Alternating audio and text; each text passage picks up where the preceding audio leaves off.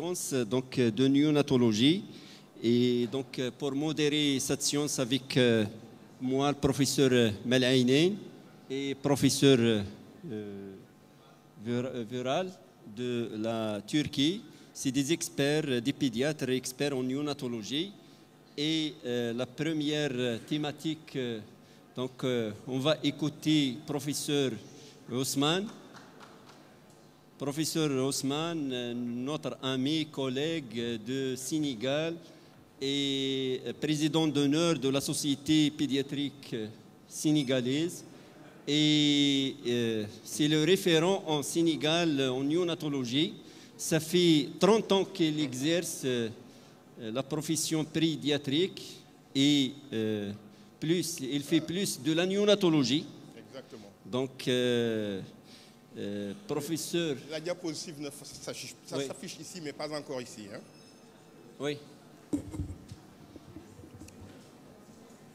Donc, professeur Ousmane, soyez le bienvenu à Tanger. Voilà, merci beaucoup. Je disais que la diapositive est affichée là, mais pas encore ici. Je voudrais la technique. Donc, si on peut régler... Voilà, c'est parfait. Parfait, merci beaucoup. Donc, on va vous écouter pour 20 minutes et laisser 10 minutes pour la discussion. Alors, merci beaucoup pour cette occasion que vous me donnez de m'exprimer sur un sujet qui est extrêmement important, l'anémie du prématuré. Mais auparavant, je voudrais remercier tous les organisateurs et tous ceux qui ont contribué à rapprocher les pédiatres du Sud. Et je pense que depuis quelques années, on s'habitue à être ensemble. Et je pense que l'avenir est radieux pour la construction de quelque chose de durable. Merci beaucoup. Merci également à Khalid, donc, qui a insisté pour que je fasse cette présentation sur l'anémie du prématuré, qui est toujours d'actualité et qui sera toujours d'actualité parce qu'il y a beaucoup de controverses autour de sa prise en charge. Et je pense que nous pourrons partager certains éléments de mon exposé qui nous permettront d'avoir des discussions fructueuses et des attitudes à arrêter pour l'avenir. Je commencerai par peut-être poser quelques questions au public à partir d'un petit cas clinique qui va aller très vite parce que je me suis aligné sur 20 égale 30. J'avais préparé pour 30 minutes, là on me dit c'est 20, mais je pense que je vais essayer d'aller très vite après dans mon exposé. Et donc je vous projette ce cas clinique sur un nouveau-né de 29 semaines qui est né à terre à 29 semaines, par voie basse sur une présentation céphalique et qui a un poids de naissance à 1000 grammes et qui a eu une légère adaptation extra-utérine. Et la conduite à tenir du pédiatre qui était présent en salle d'accouchement était de clamper très rapidement et de sectionner le cordon, de le transférer sur une table de réanimation, d'exécuter des manœuvres qui l'ont stabilisé et le dextro était revenu normal pour la gestationnelle. À H24, dans l'unité, il a été réalisé des prélèvements, numération, CRP, glycémie, calcémie, ionogramme, sanguin, hémoculture, donc sur sang veineux, tous ces prélèvements ont été faits sur sang veineux, l'échographie cérébrale était normale. Et c'est un nouveau-né qui était surveillé en incubateur avec une alimentation OLM plus une perfusion, une alimentation progressive. À H48 était réalisée une glycémie encore, une calcémie, une magnésémie, un hémogramme sanguin sur sang veineux qui était revenu normaux. Donc la petite Nafi était stable sur le plan hémodynamique et respiratoire et l'examen neurologique était sans particularité en dehors de l'hypotonie qui est liée à sa grande prématurité. Donc, mais à J10, il présente une légère pâleur, il est stable sur le plan hémodynamique et respiratoire en dehors d'une légère tachycardie à 175 et il a été réalisé encore une MFS, CRP et une hémoculture. Et le taux d'hémoglobine était à 6,5 grammes par décilitre avec un taux de rétique qui était à 90 000 donc par millimètre cube. Donc, comment expliquez-vous la survenue de cette anémie? Donc, c'est la première question. J'aimerais très rapidement des réponses pour ne pas trop gréver dans mon temps. Qu'est-ce qui peut me donner une réponse? Bon, pas tous à la fois.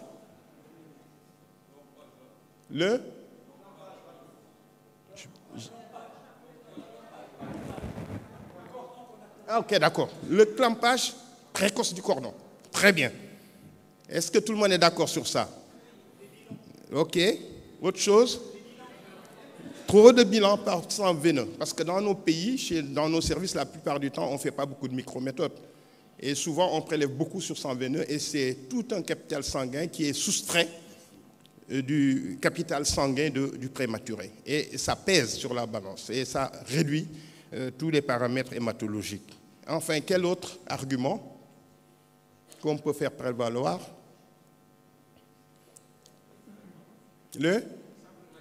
Sa prématurité. Pourquoi? D'accord, pourquoi? Il n'y a pas de renouvellement suffisant des érythrocytes. Pourquoi? C'est le déficit en érythropoïétine.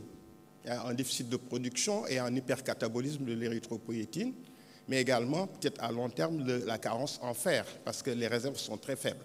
Donc, ce sont des éléments. Donc, vous avez ces 3 éléments, parce qu'en réalité, c'est là où il y a eu le piège. Vous alliez citer, je savais que vous alliez citer le clampage précoce, qui soustrait pratiquement un tiers du volume sanguin à ces prématurés, qui reste dans le placenta. Vous alliez parler également des prélèvements veineux, mais j'étais sûr que peut-être vous n'auriez pas pensé que le problème de base, c'était la prématurité.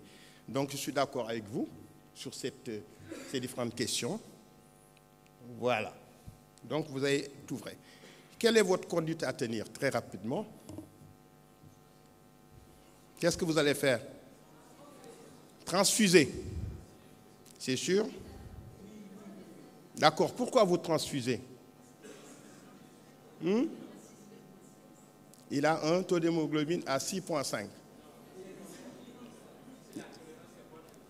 Oui. Donc, vous avez le taux d'hémoglobine qui est à 6,5. Mais il ne semble pas bien régénérer à partir de la moelle. Il a un taux de réticulocyte qui est bas. Et dans la plupart des recommandations, habituellement, même en absence de problèmes respiratoires hémodynamiques, en dessous de 7, on reviendra sur les recommandations très rapidement, parce que la priorité, ce n'est pas toujours la transfusion, on connaît les risques, mais également le fait que sa moelle ne semble pas tellement bien fonctionner pour régénérer le capital hématologique. Donc ça, c'est une question essentielle. Et voilà. Vous transfusez, vous pouvez transfuser, parce qu'il y a des indications. On reviendra sur les indications de la transfusion, parce qu'il y a des indications dans certains pays, il y a des indications de la Haute Autorité de la Santé en France, et on verra qu'il y a des approches qui sont tout à fait différentes. Des approches restrictives opposées à des approches qui sont libérales. Voilà, donc vous transfusez, et puis il faut penser à la supplémentation en fer. Habituellement, les prématurés sont supplémentés en fer, soit de façon précoce, soit de façon retardée. Et on verra que en fonction du délai de supplémentation en fer, ce n'est pas les mêmes résultats. Il y a des études qui ont démontré que, voilà, on peut avoir beaucoup plus d'impact en commençant la supplémentation très tôt. C'est ce que nous faisons dans nos hôpitaux. Pour dire que chez les prématurés, je pense que vous le voyez. Donc, pourquoi on parle du prématuré? Parce que tous les nouveau-nés, quels qu'ils soient, quel que soit l'âge gestationnel, vont voir le taux d'hémoglobine baisser progressivement pour atteindre le taux le plus bas vers 2 mois. C'est une anémie physiologique. Mais chez les prématurés, cette anémie est beaucoup plus prononcée, elle est plus profonde. Vous voyez ici, quand on voit en fonction du poids, les prématurés, vous voyez que le nadir est beaucoup plus faible. Donc, pour des raisons liées à sa grande prématurité. L'autre élément, c'est que aussi les réserves en fer, la ferritine, le fer, est corrélé à l'âge gestationnel. Plus il a un âge gestationnel bas, moins il a de réserves en fer, ce qui l'expose à une anémie qui va être beaucoup plus importante. Donc, chez les nouveau-nés prématurés, et surtout chez les moins de 32 semaines et moins de 1500 grammes, ils sont beaucoup plus exposés à ce que l'on appelle l'anémie du prématuré, qui est un concept qui est plus ou moins admis pour des raisons qui sont liées à des facteurs physiologiques, mais également à des facteurs pathologiques. Et comme on l'a dit tout à l'heure, vous avez fait le cours à ce niveau. Vous avez divers facteurs qui vont entretenir ou aggraver l'anémie du prématuré. Vous avez des facteurs qui sont physiologiques, mais vous avez des facteurs aussi qui sont pathologiques. Nous avons parlé de l'insuffisance de production et de l'hypercatabolisme de l'érythropoïétine. Nous avions parlé des insuffisances de réserves en fer, avec une augmentation des besoins en raison de la croissance qui est importante et soutenue, mais vous avez également la durée de vie qui est beaucoup plus courte des globules rouges chez le nouveau-né en général, chez les prématurés en particulier. Mais vous avez également des facteurs pathologiques. Le fait de clamper très tôt le cordon, on l'a dit tout à l'heure, séquestre un tiers du volume sanguin dans le placenta. Donc, vous verrez que ce fait va diminuer le potentiel en ce qui concerne sur le plan hématologique. Vous avez des facteurs comme les ponctions veineuses répétées que nous voyons souvent dans nos services parce que nous n'avons pas les microméthodes, mais également d'autres facteurs tels que les infections nosocomiales, les déficits en certaines vitamines qui sont importants.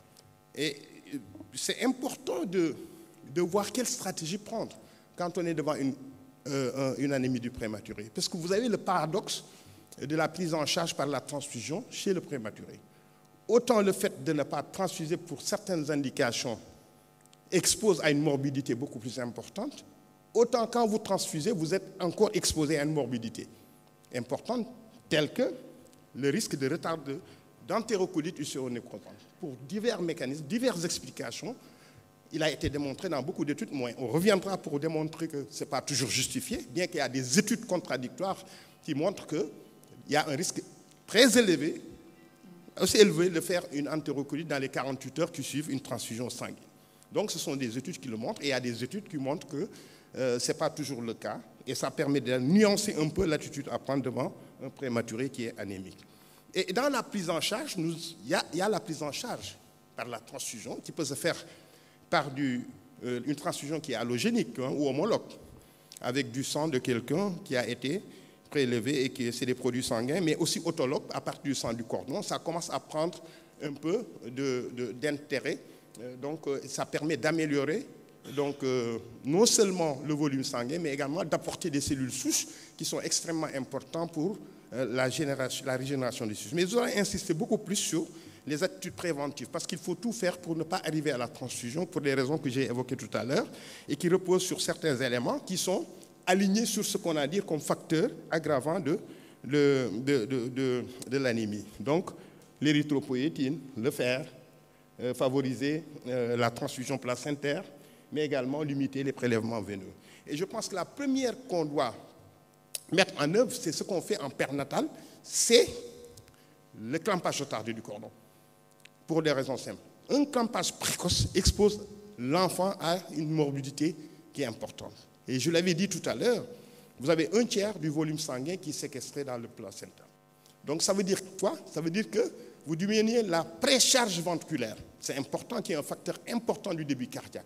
Et quand vous diminuez la précharge ventriculaire, le volume sanguin qui est éjecté à partir du ventricule gauche va baisser et vous aurez un problème de perfusion cérébrale. C'est déjà un problème.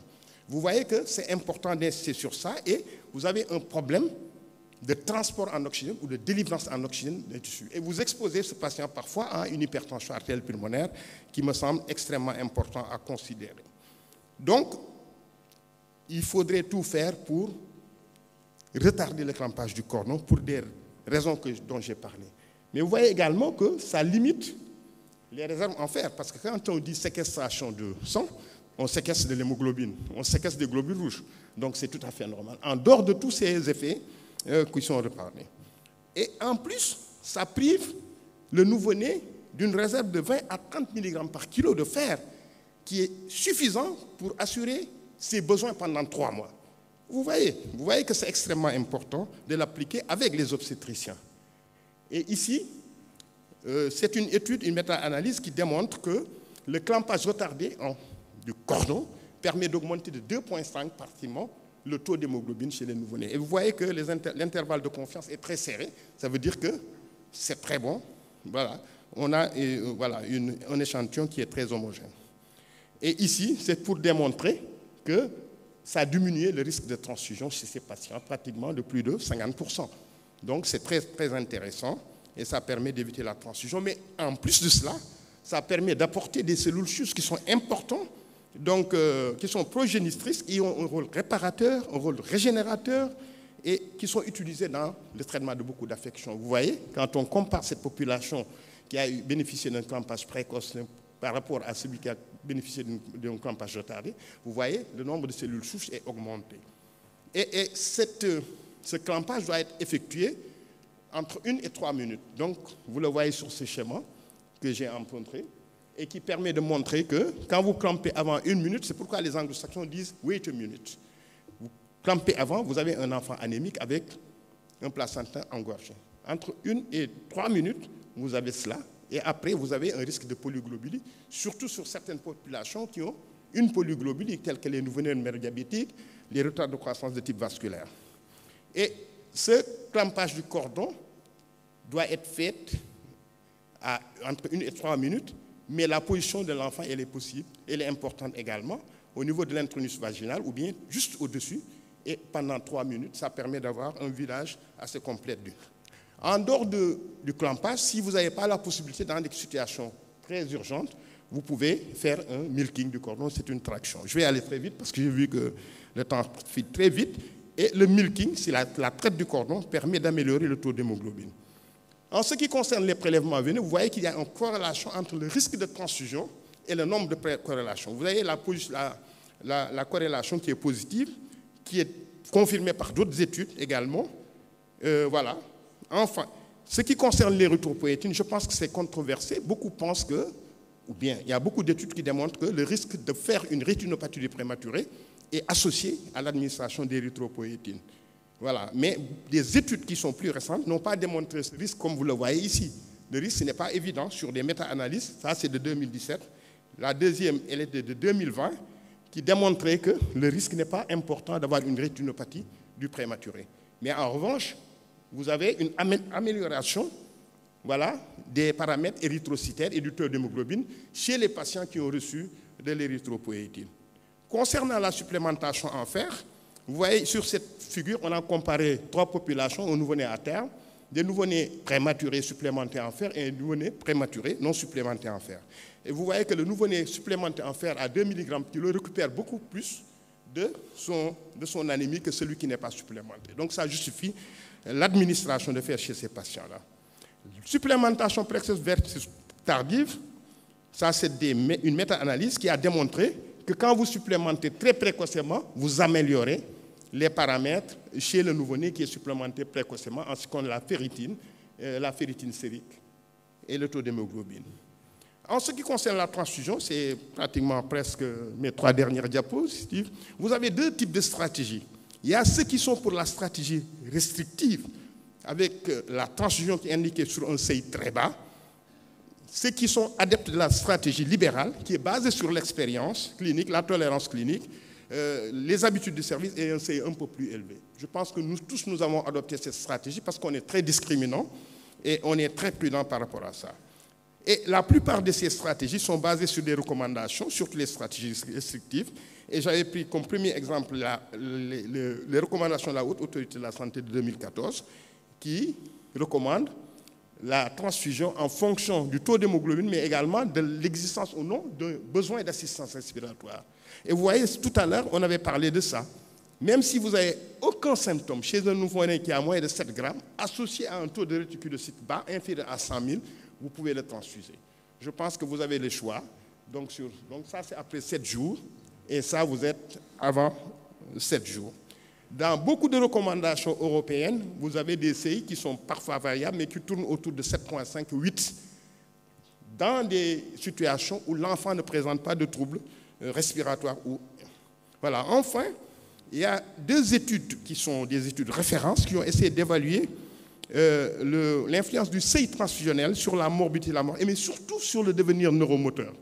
Et dans ces 2 études qui font référence, les critères de jugement primaires étaient le DCI et le développement cognitif à 24 mois, et les critères de référence secondaires étaient le DCI, le développement cognitif et autres morbidités, telles que la leucomalacie, l'hémorragie, etc. Mais il a été démontré à travers ces 2 études de référence qu'il n'y a pas de différence sur les critères de jugement primaire comme secondaire. Donc ça veut dire que nous avons le choix entre une attitude restrictive ou une attitude libérale en fonction des expériences des études. Je vous remercie de votre attention. Merci, professeur Ousmane, pour cette excellente présentation. Est-ce qu'il y a des questions dans la salle? Oui. Merci, s'il vous plaît. Pardon? Se présenter. Moi, c'est le docteur Adégbé Aboubakar de Cotonou au Bénin. Je voulais demander par rapport au professeur quelle est son expérience quand le nouveau-né prématuré est en détresse respiratoire ou la sage-femme, elle a vraiment l'intention de vite clamper pour libérer le prématuré, pour le confier au pédiatre. Parce que ça, c'est une habitude qu'on observe souvent quand ils sont en détresse. Les sages-femmes clampent très vite pour confier l'enfant au prématuré. Voilà, c'est une très très bonne question qui a été un peu abordée par l'OMS dans les recommandations, parce que ça, ce sont des recommandations de l'OMS. Mais l'OMS dit, ou bien je pense que les études montrent qu'on n'a pas besoin d'attendre les 3 minutes parce que vous êtes dans la minute d'or, vous êtes obligé de clamper. Mais ce qui est recommandé, si vous avez la possibilité de faire une traction du cordon, c'est une très très bonne chose. Traction, il y a des modalités de le faire, mais quand vous êtes dans une situation d'urgence, c'est l'urgence qui est la priorité. Ce n'est pas le fait d'attendre que le cordon soit vidé totalement. Voilà. Oui.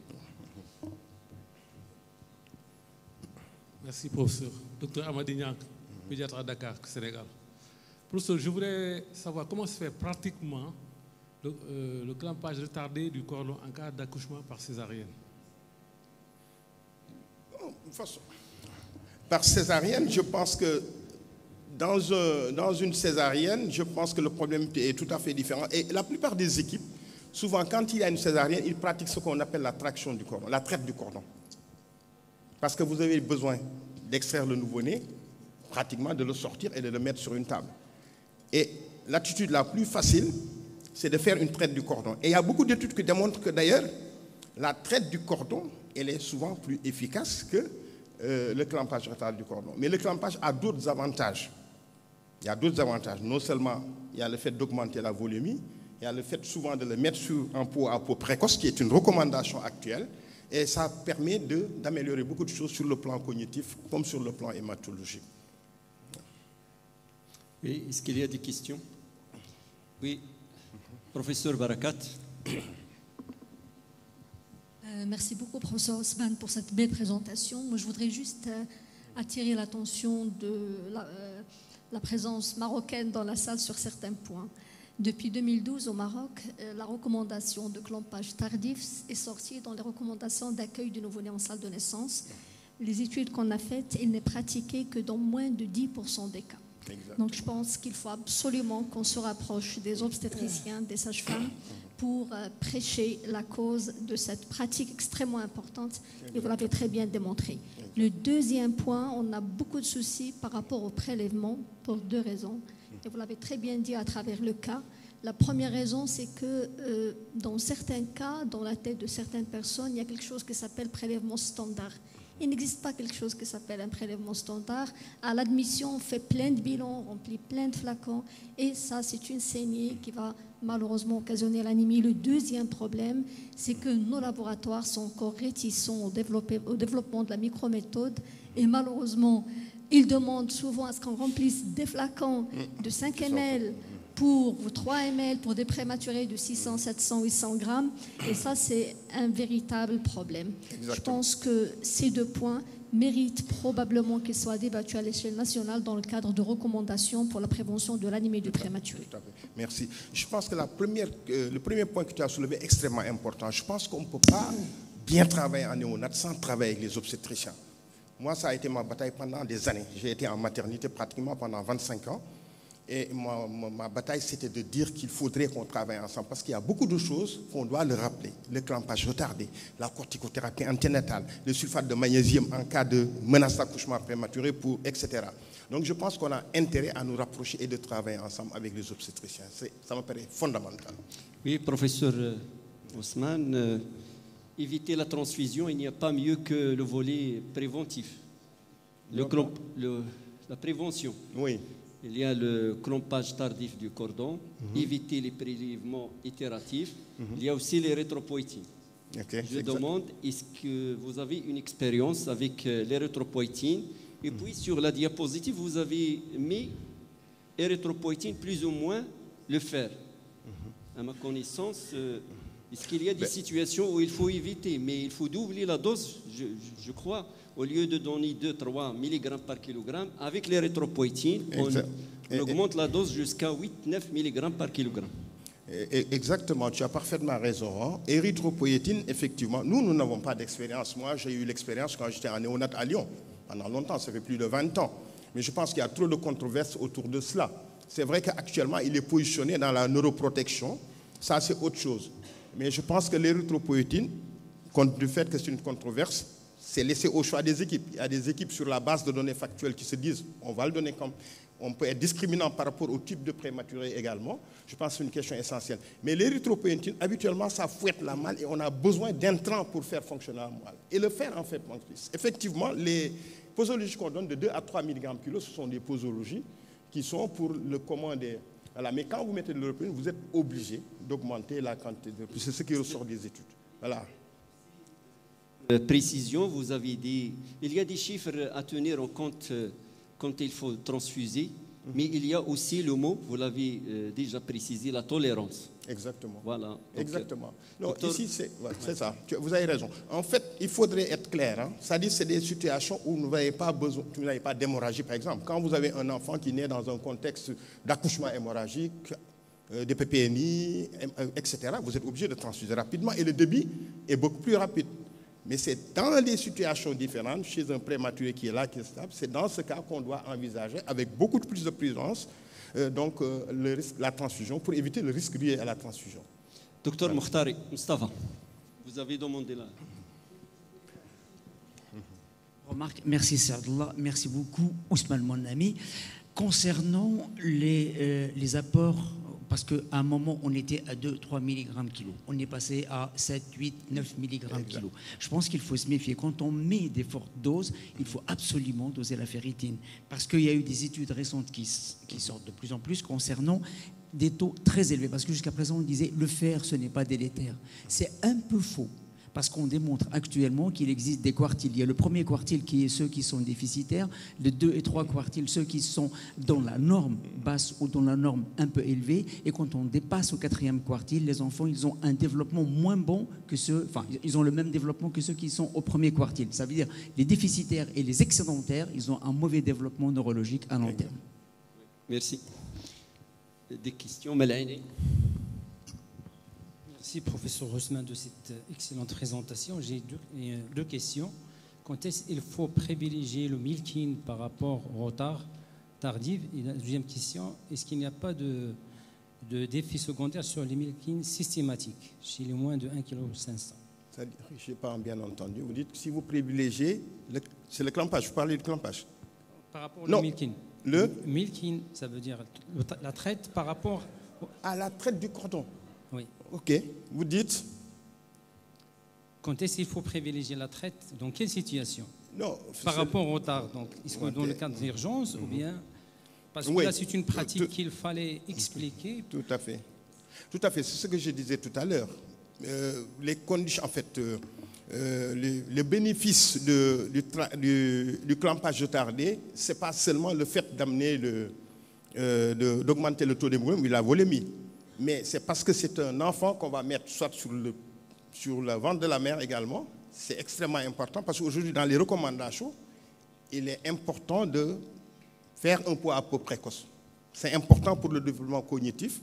Et le fait de le mettre en pot à pot, d'attendre à ce que les battements du cordon cessent, permet d'améliorer non seulement le taux d'hémoglobine, en fait, de la volémie, mais ça améliore également, ça crée le premier contact sur le plan cognitif et qui est vraiment profitable aux enfants à tout. Maintenant, pour la traite du cordon, je pense qu'il est surtout indiqué dans les situations d'urgence. Et il y a des modalités pour le faire. Mais quand vous voulez améliorer la volémie dans une situation où vous êtes obligé d'aller réanimer un nouveau-né, si vous avez la possibilité, mieux vaut faire une traite du cordon. Parce qu'effectivement, même quand vous avez une asphyxie chez un enfant qui a le tiers de sa volémie dans le placenta, le risque c'est d'avoir des problèmes toujours de débit sanguin. Le problème de transport d'oxygène. Et n'oubliez pas cela. C'est important parce que les facteurs du transport en oxygène, c'est le débit sanguin, c'est l'hémoglobine, c'est la saturation en oxygène. Donc, on doit travailler sur tous ces éléments. Et je pense que dans les situations d'urgence, on peut bien faire une traite du cordon, mais ça suppose que les gens soient éduqués sur ça, soient formés sur ça, et qu'ils le fassent en routine et qu'ils le mettent dans les habitudes. Merci, professeur Ousmane. Beaucoup de messages ont été passés. Donc, on a beaucoup appris avec vous. Merci. Et je passe la parole à mon collègue, professeur Vura. Merci beaucoup.